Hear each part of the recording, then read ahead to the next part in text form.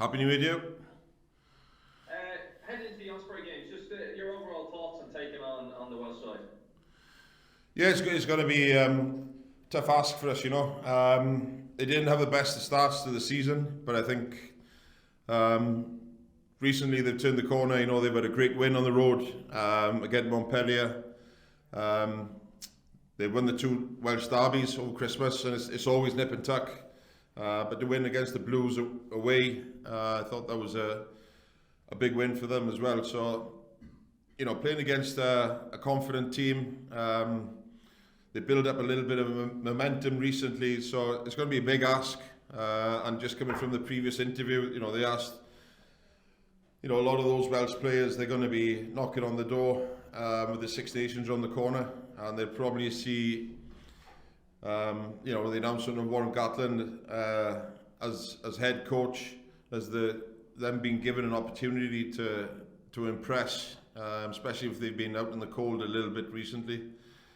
So this is one of the games that you need to impress in, really, ahead of a Six Nations campaign. So they've got that to play for as well, and you know, like I said, they've built up that momentum. A few great wins on the road, so yeah, it's going to be tough.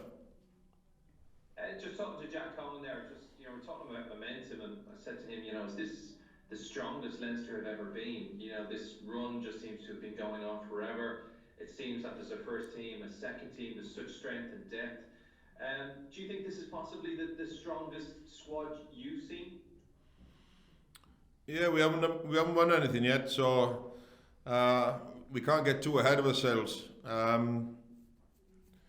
You know, the strength and depth is certainly one that's very impressive. You can see that in the results in the previous couple of matches where the team has changed. That brings its own challenges as well with regards to losing a little bit of cohesion, especially when you've got a short week leading up to a game as well. But it gives boys opportunities to impress, you know, and I think that's what keeps the squad in a healthy place, is that strength and depth. You know, the players that have been selected, they're more than aware of the standards that need to be met, and that's not only, you know, playing wise, it's on the training field as well. So it's definitely a well balanced squad and a healthy one, and you know, everybody seems to be pushing each other on and encouraging each other to get better, and that environment is a healthy environment. So yeah, I'll tell you at the end of the season anyway if this is the best squad. Listen, just one final one for me. Have you spoken to Johnny just about his cheekbone injury? Is he a bit down at the dumps over it, or how is he? I haven't personally, no. I imagine a few boys would have reached out to him, yeah. But it's good that he's had the procedure anyway, you know, and obviously having had the procedure, then you put your timelines and you set your goals, whatever they may be. So, yeah.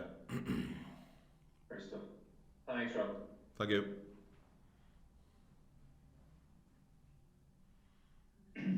Robin, it's Don Swift here. You've had a kind of very successful run so far and very high standards. Has the Heineken Cup final being in Dublin added an impetus or a focus for this season?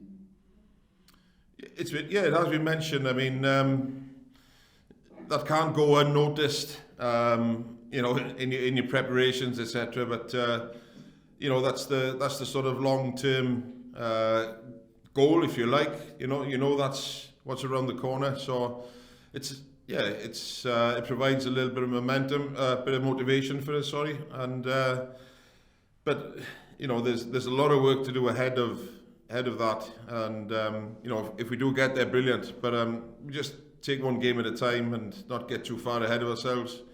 You know, we're only 2 games into the European campaign, and you know, we've got a tough game out in Gloucester.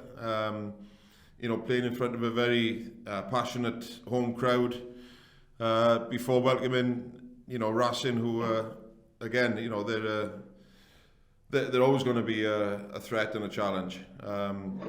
But listen, the first challenge for us is the Ospreys, and from a forward point of view, the threats they pose, definitely from a set piece point of view and definitely from a scrummaging point of view. They're scrummaging very well. It's a big weapon of theirs. So that's about as far as I'm looking into the future at the moment. Talking about scrummaging, these new time limits, including time limits for the scrum, do you have your stopwatch out at the moment when training, or? Yeah, we try and get ready for a scrum in 30 seconds. So we'll be well used to those time constraints. There's nothing worse really when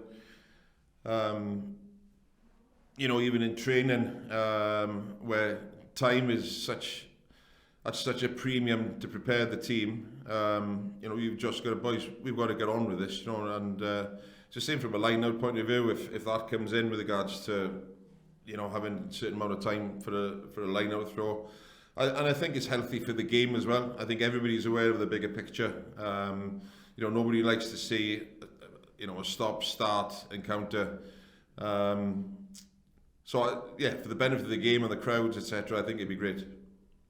Thanks, Robin. Thank you. Hi Rob, Simon Thomas here in Cardiff. Good to see you. Hi, Simon. Yeah, how you doing, mate?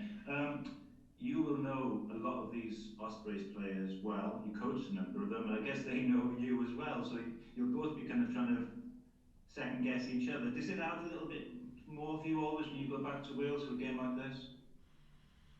Yeah, I don't know what it adds, but it does add something. I was chuffed when Tips got the Welsh captaincy. I sent him a message. It was good to see Alan win as well, reaching the milestone. You never lose that type of connection. You always want to win anyway. You always want the bragging rights, but it'll be a tough place to go to. I think they're in a rich vein of form at the moment. They look as if they've found their way through the tough times at the start of the season, but they look to be going well, and I'm sure that Duncan Jones will be there welcoming me, and Richard Kelly, so it'd be good to cross swords with those again.